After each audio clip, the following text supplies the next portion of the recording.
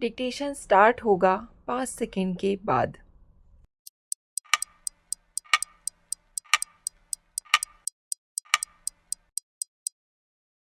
वर्तमान दौर में शैक्षणिक और तकनीकी विकास की वजह से आम नागरिकों की औसत बुद्धि का स्तर दिनों-दिन तर्कसंगत होता जा रहा है। अब वह दौर नहीं रहा कि एक ने कुछ कह दिया और दूसरे ने मान लिया। हालांकि बीते समय में विभिन्न क्षेत्रों की उच्च स्तरीय शख्सियत के बोल वचन भी सत्यवचन महाराज की मुद्रा में अकाट्य माने जाते रहे थे, लेकिन अब किसी भी तथ्य को आसानी से स्थापित नहीं किया जा सकता।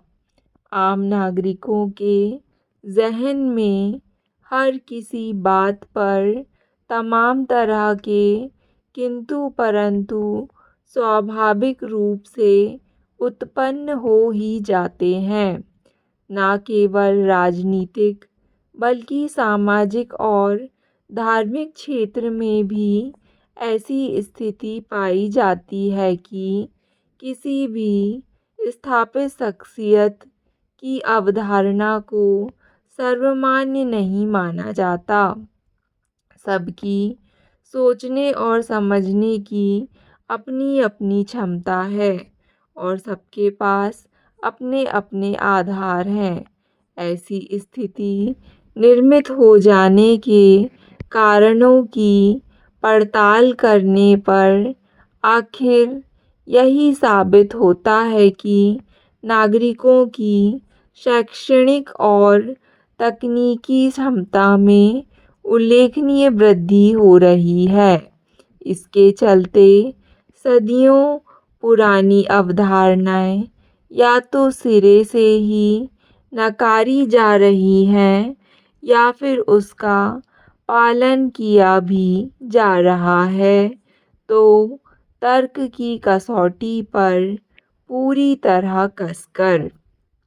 यूं भी आज जितने अति विकसित संसाधन हैं, कहीं न कहीं उसके उदय में भी धर्म ग्रंथों की ही कोई प्रेरणा रही होगी।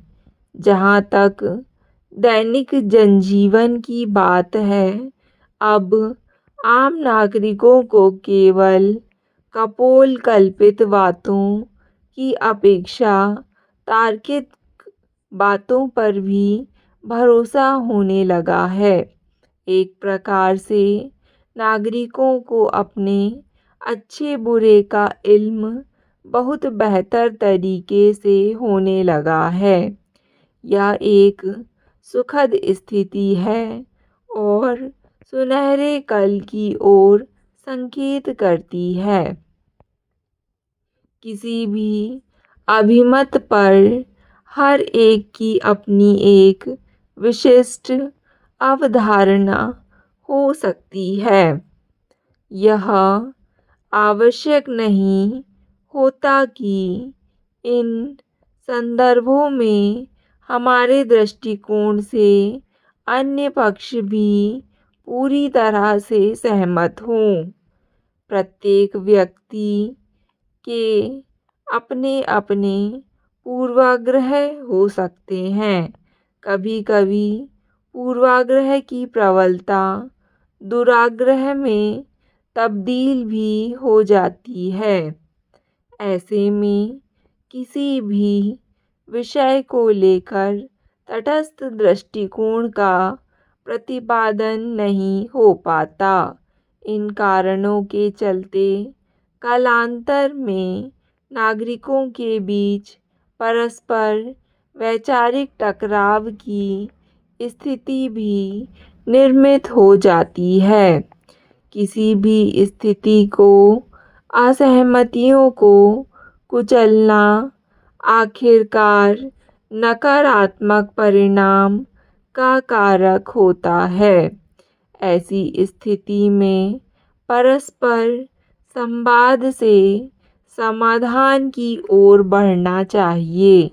कभी-कभी व्यक्ति विशेष के विचारों से अभिप्रेरित होकर हम दुनिया मेरे आगे यह एक स्थापित तथ्य है कि राजनीतिक, सामाजिक तथा सांस्कृतिक संदर्भों में किसी भी अभिमत पर हर एक की अपनी एक विशिष्ट अवधारणा हो सकती है। यह आवश्यक नहीं होता कि इन संदर्भों में हमारे दृष्टिकोण से अन्य पक्ष भी पूरी तरह से सहमत हों। अपने विचार निश्चित करते हैं, लेकिन जैसे जैसे शिक्षा का प्रसार हो रहा है, नागरिकों की तर्क शक्ति में आशातीत परिपक्वता भी परिलक्षित होती है। ऐसी स्थिति को सुखद कहा जा सकता है, क्योंकि किसी भी विषय पर गहन वैचारिक मंथन के बाद प्राप्त किए गए निष्कर्ष समाज की दशा और दिशा को सकारात्मक रूप से प्रभावित करते हैं। मगर जब ऐसे निष्कर्ष किसी अन्य पर थोपने के प्रयास किए जाते हैं, तब वैचारिक टकराव परस्पर कटुता का कारण बन जाता है। इस स्थिति से बचने के प्रयास होना चाहिए। इस संदर्भ में सिक्के का दूसरा पहलू यह भी है कि वैचारिक टकराव भी सकारात्मक परिवर्तन के कारक सिद्ध हुआ करते हैं। इसमें संदेह नहीं कि नागरिकों की तर्क शक्ति में आमूल-चूल परिवर्तन के परिणाम स्वरूप लोकतांत्रिक प्रक्रिया में अलग-अलग विचारधारा को देश-प्रदेश का नेतृत्व करने का अवसर मिला है। इसे हम नागरिकों की राजनीतिक चेतना के रूप में भी परिभाषित कर सकते हैं। आमतौर पर देश-प्रदेश के नेतृत्व की विचारधारा के आधार पर आम नागरिक अपना अभिमत सुनिश्चित करते हैं, लेकिन नागरिकों को ऐसा वर्ग भी है जो गहन वैचारिक मंथन के बाद मताधिकार के माध्यम से देश-प्रदेश की दशा और दिशा को सुनिश्चित करता है। स्पष्ट रूप से ऐसी जागृति लोकतंत्र की बुनियाद को और भी अधिक सशक्त आधार देने में सहायक सिद्ध हो रही है। इन सब के मूल में मत भिन्नता की वजह से ही आखिर परिवर्तन को स्वीकार किया गया है।